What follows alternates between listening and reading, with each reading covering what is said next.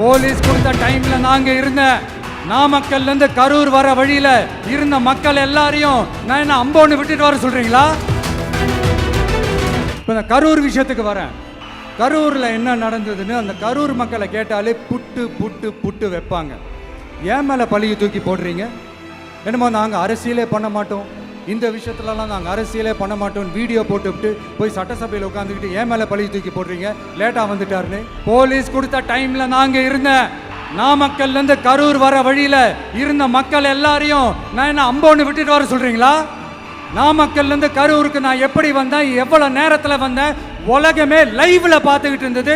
வாய் கூசாம ஏன் மேலே பழி தூக்கி போடுறீங்க? ஒரு மனசாட்சின்றது வேணாம். சரி, நீங்கள் தான் எதுவுமே பண்ணல சார், அப்புறம் ஏன் சார் 20 வருஷமா கரூர்ல மட்டுமே, கரூர் பகுதியில் மட்டுமே போட்டி போட்ட உங்களுடைய ஒரு அடிமைய